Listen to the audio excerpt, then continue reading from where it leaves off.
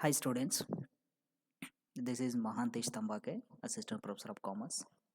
As a part of Karnataka Learning Management System, we are discussing Joint Stock Company chapter, which is a first chapter under Company Law and Administration, and we are in the third session. So under third session, we are going to discuss kinds of companies. In previous session, we have discussed features of the joint stock companies. So here in this session, we are going to focus on public and private company only, right? So let us move on. So there are kinds of companies. Companies Act 2013 provides for a variety of companies of which can be promoted and registered under the Act. These companies may be limited by shares, limited by guarantee, and unlimited companies.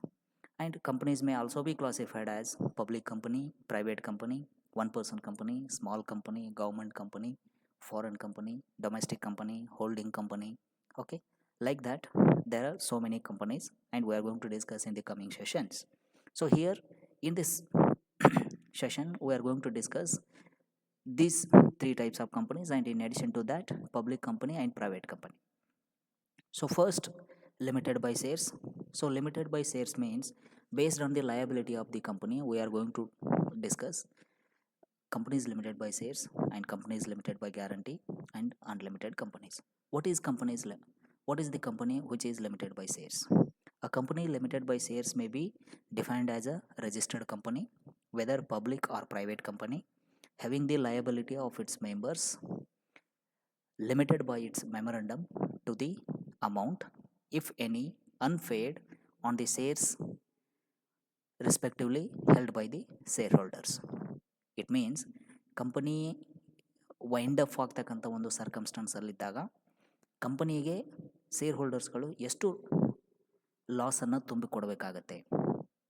Okay, ಕಂಪನಿಯ ಲಾಸ್ಗಳು ಅತಿ ಹೆಚ್ಚಿನ ಮೊತ್ತದಲ್ಲಿದ್ದಾಗ if company is a limited by shares, ಈ ಕಂಪನಿಯ share ಹೋಲ್ಡರ್ಸ್ಗಳು ತಾವು unpaid share ಅಮೌಂಟನ್ನು ಮಾತ್ರ ಪೇ ಮಾಡೋದಕ್ಕೆ ಬಾಧ್ಯತೆಯನ್ನು ಹೊಂದಿರ್ತಾರೆ. ಓಕೆ, ಅಂದರೆ ಕಂಪನಿ ಫಾರ್ ಎಕ್ಸಾಂಪಲ್ ಈಗ ಒಬ್ಬ ಶೇರ್ ಹೋಲ್ಡರ್ 100 ರೂಪಾಯಿ ಮುಖಬೆಲೆಯ ಶೇರನ್ನು ಖರೀದಿ ಮಾಡಿದ್ದಾರೆ ಅಂತಂದರೆ ಕಂಪನಿ ವೈಂಡ್ ಅಪ್ ಆಗ್ತಕ್ಕಂಥ ಪರಿಸ್ಥಿತಿಯಲ್ಲಿದ್ದಾಗ ಆ ಕಂಪನಿಯ ಮುಖಬೆಲೆಯ ಮೊತ್ತವನ್ನು ಅವನ ಲಯಬಿಲಿಟಿಯಾಗಿ ಕಂಪ್ಲೀಟಾಗಿ ಕಂಪನಿಯ ಲಾಸ್ಗೆ ಹೋಗುತ್ತೆ. ಸಪೋಸ್ ಆ ಶೇರ್ ಹೋಲ್ಡರ್ ಏನಾದರೂ 80 ರೂಪಾಯಿಯನ್ನು ಕಂಪನಿಗೆ ಪೇ ಮಾಡಿದ್ರು, ಇನ್ನೂ 20 ರೂಪಾಯಿಯನ್ನು ಪೇಮೆಂಟ್ ಮಾಡಬೇಕಾಗಿತ್ತು ಅಂತಂದರೆ ಅವರು ಕಂಪನಿ ವೈಂಡ್ ಅಪ್ ಆಗ್ತಕ್ಕಂಥ ಸರ್ಕಮ್ಸ್ಟಾನ್ಸಲ್ಲಿದ್ದಾಗ ಓನ್ಲಿ 20 ರೂಪಾಯಿಯನ್ನು ಪೇ ಮಾಡೋದಕ್ಕೆ ಬಾಧ್ಯತೆಯನ್ನು ಹೊಂದಿರ್ತಾರೆ. ಓಕೆ, ಅಂಥ ಒಂದು ಕಂಪನಿಗಳನ್ನು ನಾವೇನಂತ ಕರಿತೀವಿ ರೀ, companies limited by shares. It is defined under section 2 clause 22 of the companies act 2013. ಅದೇ ಥರ limited by guarantee. Okay, companies limited by guarantee or guarantee company ಅಂತಲೂ ನಾವು ಕರಿತೀವಿ.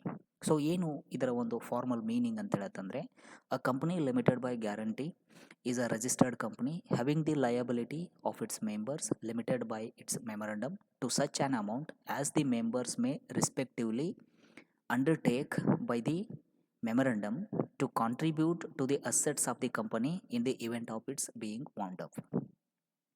ಮೀನ್ಸ್ ಕಂಪನಿ ಕ್ಲೋಸ್ ಆಗ್ತಕ್ಕಂಥ ಅಥವಾ ಲಿಕ್ವಿಡೇಟ್ ಆಗ್ತಕ್ಕಂಥ ಸರ್ಕಮ್ಸ್ಟೆನ್ಸಲ್ಲಿದ್ದಾಗ ಈ ಕಂಪನಿಯ ಶೇರ್ ಹೋಲ್ಡರ್ಸ್ಗಳು ಏನು ಮಾಡಿರ್ತಾರೆ ಅಂದರೆ ಒಂದು ಸರ್ಟನ್ ಅಮೌಂಟಿಗೆ ಗ್ಯಾರಂಟಿಯನ್ನು ನೀಡಿರ್ತಾರೆ.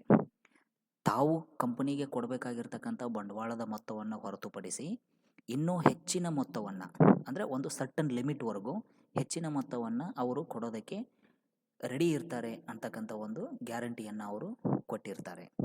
ಓಕೆ, ಹೀಗಾಗಿ ಅಂಥ ಒಂದು ಕಂಪನಿಗಳನ್ನು ನಾವೇನಂತ ಕರಿತೀವಿ ರೀ, ಲಿಮಿಟೆಡ್ ಬೈ ಗ್ಯಾರಂಟಿ ಅಂತ ಕರಿತೀವಿ. ಫಾರ್ ಎಕ್ಸಾಂಪಲ್ ಈಗ ಒಬ್ಬ ಶೇರ್ ಹೋಲ್ಡರ್ ಒಂದು 100 ರೂಪಾಯಿ ಮುಖಬೆಲೆಯ ಶೇರ್ ಇದೆ, ಅದನ್ನು ಖರೀದಿ ಮಾಡಿದ್ದಾರೆ, ಅಷ್ಟು ಅಮೌಂಟನ್ನು ಕಂಪನಿಗೆ ಪೇಮೆಂಟ್ ಮಾಡಿದ್ದಾರೆ. ಬಟ್ ಕಂಪನಿ ವೈಂಡ್ ಅಪ್ ಆಗ್ತಕ್ಕಂಥ ಪರಿಸ್ಥಿತಿಯಲ್ಲಿದ್ದಾಗ ನಾನು ಇನ್ನೂ ಒಂದು 100 ರೂಪಾಯಿಯನ್ನು ಕಂಪನಿಗೆ ಕೊಡೋದಕ್ಕೆ ಸನ್ನದ್ಧನಿದ್ದೇನೆ ಅಂತಕ್ಕಂಥ ಒಂದು ಭರವಸೆಯನ್ನು ನೀಡಿರ್ತಾರೆ. ಸೊ ಹೀಗಾಗಿ ಇಂಥ ಕಂಪನಿಗಳನ್ನು ಗ್ಯಾರಂಟಿ ಕಂಪನಿಗಳು ಅಂತ ಕರಿತೀವಿ. ಕಂಪ್ನಿ ವೈಂಡ್ ಅಪ್ ಆಗಿರ್ತಕ್ಕಂಥ ಸಂದರ್ಭದಲ್ಲಿ ಅವರ ಒಂದು ಶೇರ್ ಇನ್ವೆಸ್ಟ್ಮೆಂಟ್ ಅಮೌಂಟು ಮತ್ತು ಅದರ ಜೊತೆಗೆ ಗ್ಯಾರಂಟಿ ಅಮೌಂಟನ್ನು ಕೂಡ ನಾವು ಶೇರ್ ಹೋಲ್ಡರ್ ಕಡೆಯಿಂದ ಕಲೆಕ್ಟ್ ಮಾಡ್ಕೊಳ್ಳೋಕ್ಕೆ ನಮಗೆ ಅಧಿಕಾರ ಇರುತ್ತೆ. Okay, such companies are called companies limited by guarantee. And third category unlimited companies. Okay, ಇದರ ಹೆಸರೇ ಸೂಚಿಸೋ ಹಾಗೆ ಈ ಕಂಪನಿಯ ಒಂದು ಲಯಬಿಲಿಟಿಗೆ ಲಿಮಿಟೇ ಇಲ್ಲ. ಓಕೆ, ಕಂಪನಿ ಎಷ್ಟು ನಷ್ಟವನ್ನು ಮಾಡಿಕೊಂಡು ಎಷ್ಟು ನಷ್ಟವನ್ನು ತೋರಿಸ್ತಾ ಇರುತ್ತೋ ಆ ಎಲ್ಲ ನಷ್ಟವನ್ನು ಭರಿಸೋದಕ್ಕೆ ಶೇರ್ ಹೋಲ್ಡರ್ಸ್ಗಳು ಬದ್ಧರಾಗಿರ್ತಾರೆ. ಅವರು ಎಲ್ಲ ಮೊತ್ತವನ್ನು ಕೊಡಬೇಕಾಗತ್ತೆ. An unlimited committee is a company not having any limit on the liability of its members. Okay, not having any liability limit ಅಂದರೆ ಎಷ್ಟು ಬೇಕಾದರೂ ಮೊತ್ತವನ್ನು ಕೂಡ ಇವರು ಕಂಪನಿಯ ಲಾಸ್ ಎಷ್ಟಾಗಿರುತ್ತೋ ಆ ಎಲ್ಲ ಮೊತ್ತವನ್ನು ಕೂಡ ಶೇರ್ ಹೋಲ್ಡರ್ಸ್ಗಳ ಕಡೆಯಿಂದ ಇವರು ರಿಕವರ್ ಮಾಡೋದಕ್ಕೆ ಕಂಪನಿಯ ಅಥಾರಿಟಿಗೆ ಅಧಿಕಾರ ಇರುತ್ತೆ.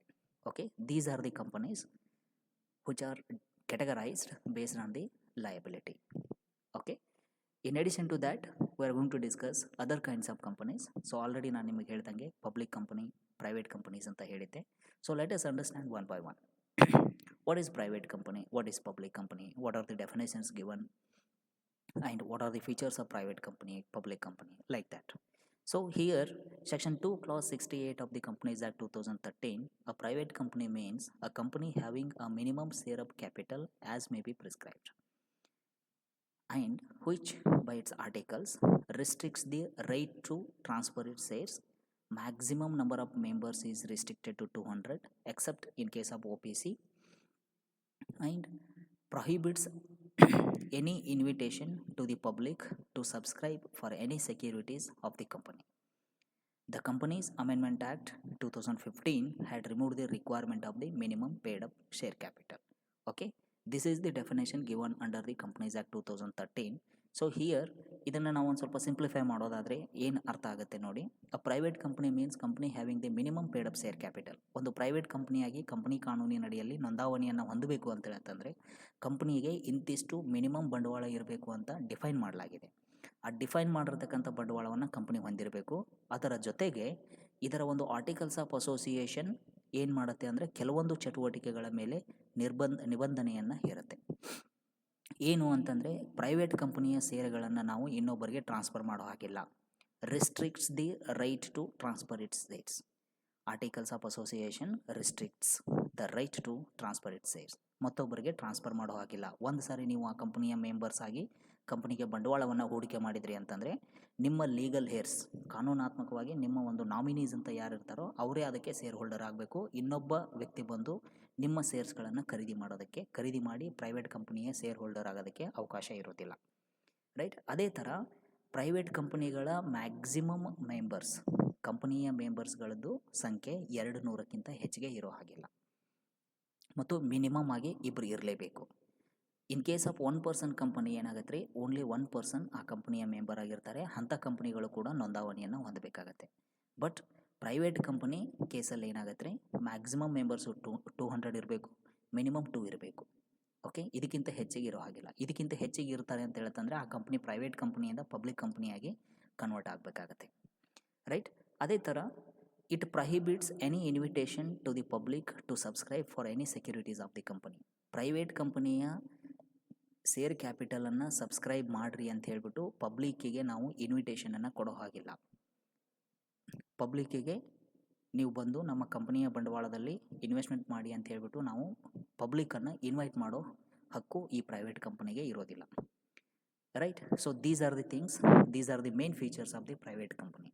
ಈ ಒಂದು ಫೀಚರ್ಸ್ ಮೇಲೆ ನಾವೇನು ಮಾಡ್ತೀವಿ ರೀ, ಪ್ರೈವೇಟ್ ಕಂಪನಿಗೂ ಮತ್ತು ಪಬ್ಲಿಕ್ ಕಂಪನಿಗೂ ವ್ಯತ್ಯಾಸವನ್ನು ಡಿಫೈನ್ ಮಾಡ್ತೀವಿ. ರೈಟ್. ಅದೇ ಥರ ನೋಡಿ, ನಾನು ಬಿಗಿನಿಂಗಲ್ಲಿ ಈ ಡೆಫಿನೇಷನ್ ಹೇಳಬೇಕಾದ್ರೆ private company is having a minimum paid up share capital restriction, ಅಂದರೆ ಇಂತಿಷ್ಟಿದ್ರೆ ಅದು ಪ್ರೈವೇಟ್ ಕಂಪನಿ ಅಂತ ಇರುತ್ತೆ ಅಂತ. ಬಟ್ ಇಲ್ಲೇನಾಗಿದೆ ರೀ, the companies amendment act 2015 amendment act 2015 had removed the requirement of the minimum paid up share capital. Okay, minimum paid up share capital ಇಂತಿಷ್ಟಿದ್ರೆ ಅದು private company, public company ಅಂತ ಏನೊಂದು ನಾವು ರಿಸ್ಟ್ರಿಕ್ಷನನ್ನು ಇತ್ತು, ಅದನ್ನು ಅಮೆಂಡ್ಮೆಂಟ್ ಮುಖಾಂತರ ತೆಗೆದುಹಾಕಲಾಗಿದೆ. ಸೊ ಇವತ್ತು ನಾವು ಪ್ರೈವೇಟ್ ಕಂಪನಿ, ಪಬ್ಲಿಕ್ ಕಂಪನಿಯನ್ನು ಓನ್ಲಿ ಕ್ಯಾಪಿಟಲನ್ನು ಹೊರತುಪಡಿಸಿ ಉಳಿದಿರ್ತಕ್ಕಂಥ ಫೀಚರ್ಸ್ ಮೇಲೆ ನಾವೇನು ಮಾಡ್ತೀವಿ ರೀ, ಡಿಫ್ರೆನ್ಸಿಯೇಷನನ್ನು ಮಾಡ್ತೀವಿ. Move on to next slide. Public companies. Okay, public limited companies. Section 2 Clause 7(1) of the Companies Act 2013, public company means a company which is not a private company. It means ಅಂದರೆ private ಕಂಪನಿಗೆ ಇರ್ತಕ್ಕಂಥ ಲಕ್ಷಣಗಳು ಯಾವುದು public ಕಂಪನಿಯಲ್ಲಿ ಇರೋದಿಲ್ಲ. ಅಂದರೆ ಟ್ರಾನ್ಸ್ಫರಬಿಲಿಟಿ of shares ಮತ್ತು maximum number 200 ಇದೆ ಅಲ್ಲಿ, ಅದು ಇಲ್ಲಿ ಇರೋದಿಲ್ಲ. ಮತ್ತು ಪಬ್ಲಿಕ್ ಕಂಪನಿಯ ಶೇರ್ಗಳನ್ನು ಮುಕ್ತವಾಗಿ ಸ್ಟಾಕ್ ಮಾರ್ಕೆಟಲ್ಲಿ, ಶೇರ್ ಮಾರ್ಕೆಟಲ್ಲಿ ಮಾರಾಟ ಮಾಡ್ಬೋದು, ಖರೀದಿ ಮಾಡ್ಬೋದು. ಓಕೆ. ಸೊ ಇವ್ಯಾವ ಲಕ್ಷಣಗಳು ಮತ್ತು ಪಬ್ಲಿಕ್ ಕಂಪನಿಯ ಶೇರ್ಗಳನ್ನು ಸಬ್ಸ್ಕ್ರೈಬ್ ಮಾಡಿರಿ ಅಂತ ಹೇಳ್ಬಿಟ್ಟು ನಾವು ಪಬ್ಲಿಕ್ಕಿಗೆ ಇನ್ವಿಟೇಷನನ್ನು ಕೊಡಬಹುದು.